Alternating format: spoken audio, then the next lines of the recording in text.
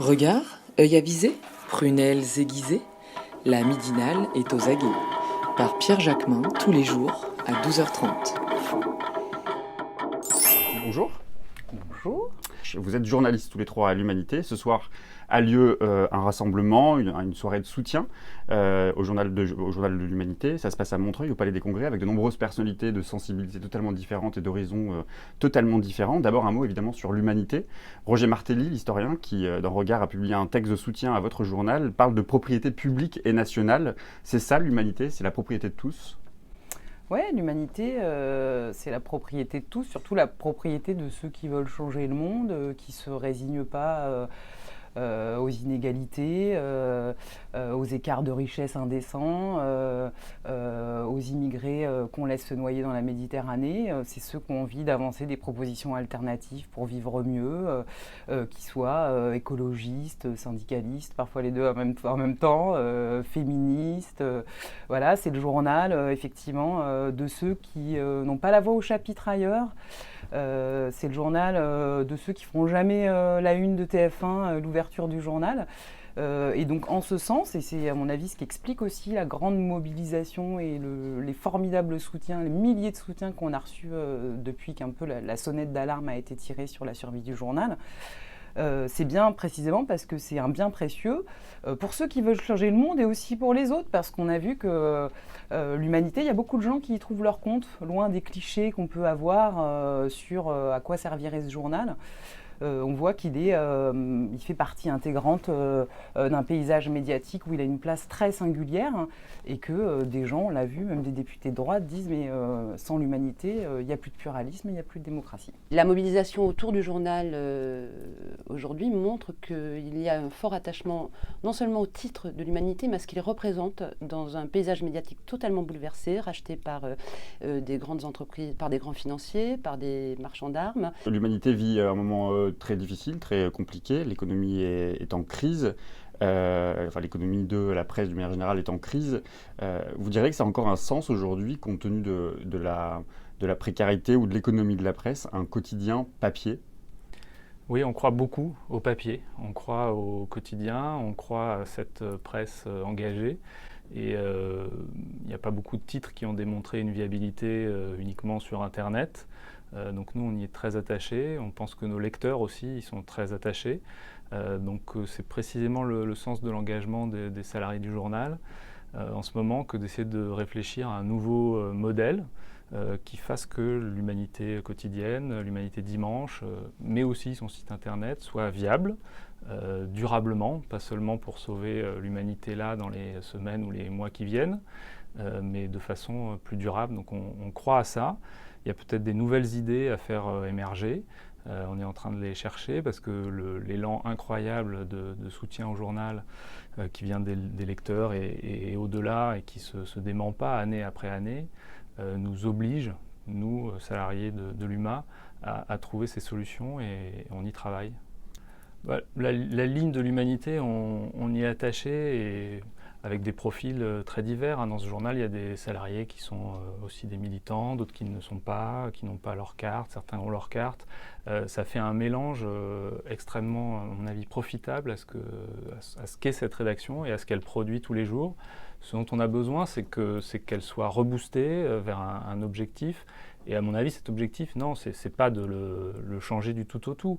Nos lecteurs, ils sont attachés à cette ligne éditoriale. Il faut simplement remontrer en quoi l'humanité est indispensable aujourd'hui. Et ça, c'est un vrai travail de se réinstaller au cœur des préoccupations des gens. C'est pas toujours facile parce qu'effectivement, nos moyens sont en baisse. Moi, je suis entré à l'UMA il y a 20 ans et les moyens à l'époque étaient bien supérieurs. Aujourd'hui, on a du mal à partir sur le terrain, à faire des reportages, mais on n'y a pas renoncé. Tous les gens ici, tous les rédacteurs veulent aller sur le terrain pour rendre compte des choses au plus près. Donc c'est simplement peut-être effectivement un nouveau modèle à trouver, mais ça ne veut pas dire une révolution éditoriale. Donc on l'a dit, effectivement, l'humanité traverse une crise assez importante, même très importante, assez grave. C'est quoi le climat social en ce moment au sein de l'humanité ? On a lu dans la presse que vous êtes aujourd'hui 115 journalistes à l'humanité sur un total de 175 salariés, je crois. Évoluer, ça peut aussi vouloir dire passer par des suppressions d'emplois à l'humanité ?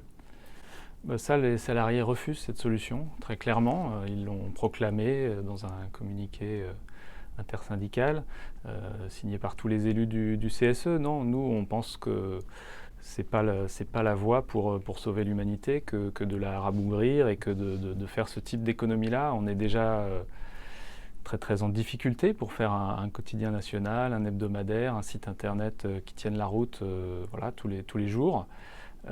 Ça paraît pas du tout réaliste et du tout une option d'avenir que de supprimer des postes ici. Donc c'est pour ça que les salariés réfléchissent à d'autres solutions. Elles sont sans doute multiples. La soirée de ce soir peut participer à l'émergence d'idées là-dessus.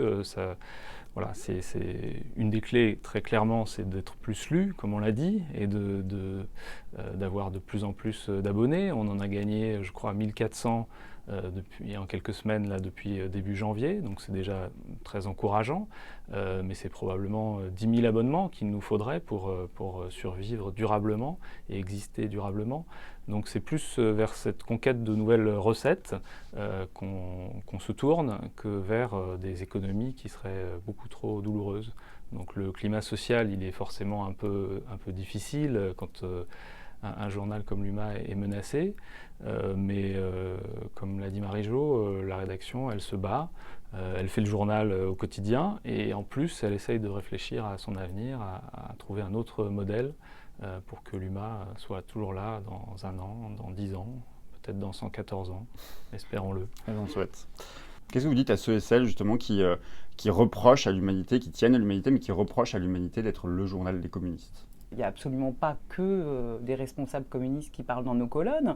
On accueille des responsables de droite quand on estime que leur avis peut être intéressant en face à face. Voilà. Après, nous sommes un journal engagé, on ne va pas faire de détour, hein, mais nous ne sommes pas le journal du Parti communiste. Nous sommes un journal communiste qui veut créer du commun, qui veut changer les choses, qui veut être utile à ceux qui veulent les changer. Je vous repose une question à vous, Maud, parce que je crois que vous êtes entre autres en charge de l'organisation de la soirée qui a lieu ce soir. Qu'est-ce qui va se passer ? Il y a une pluralité d'intervenants, il y a une pluralité d'intervenants, de gens différents qui viennent du milieu politique, artistique, littéraire. Je crois qu'il faut vraiment venir ce soir parce que toute cette merveilleuse solidarité, cet élan qui s'est manifesté, on avait envie en fait qu'ils convergent dans un même lieu.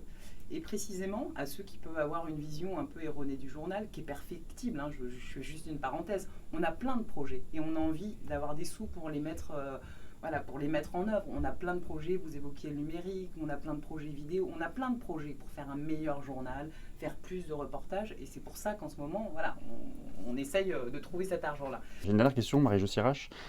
L'Humanité, vous l'avez dit, elle est connue, c'est un journal connu pour ses grandes lignes sur la culture, sur l'international. L'Humanité, c'est aussi la plus grande fête populaire, avec sa fête de l'Humanité. 800 000 personnes étaient présentes l'année dernière. Avec les difficultés que traverse l'Humanité, c'est aussi la fête de l'Humanité qui est menacée ? Pas pour l'instant. C'est quand même un rendez-vous, effectivement, comme vous le soulignez, unique en son genre.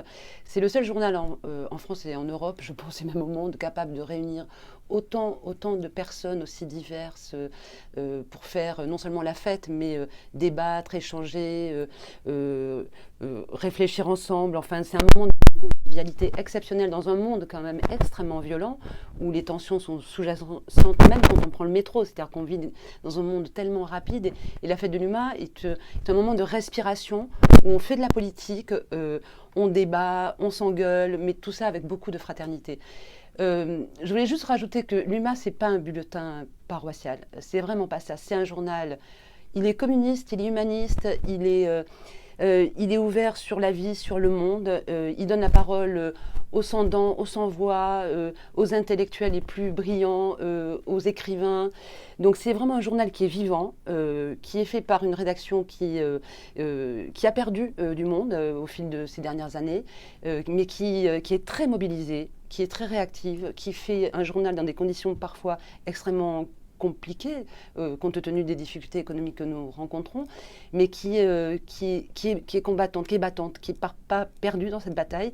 Cette crise peut être pour moi l'occasion de rebondir, de rénover, de réinventer un projet d'avenir, de revenir, non pas de revenir, mais de réaffirmer les fondamentaux de Jaurès, c'est-à-dire un journal vraiment qui soit pluriels qui sont encore plus dynamiques et qui redeviennent un peu, enfin qui restent et qui la référence, mais bien au-delà des cercles, des premiers cercles, ce qui n'est pas d'ailleurs. Les gens en parlent sans l'avoir lu, c'est ça qui est étrange. Et en même temps, la mobilisation, les messages que l'on reçoit de lecteurs, quels qu'ils soient dans leur diversité, témoignent d'un réel attachement à ce journal, au-delà même de ce qu'il représente. Et c'est ça qui est assez beau. Merci beaucoup à tous les trois. C'est ce soir, 19h30, je crois, porte des congrès, Palais des Congrès à Montreuil. Ah, le parcelle du Friche à Montreuil, ouais. Montreuil, là où il y a le salon du livre jeunesse. Voilà. Super, merci beaucoup.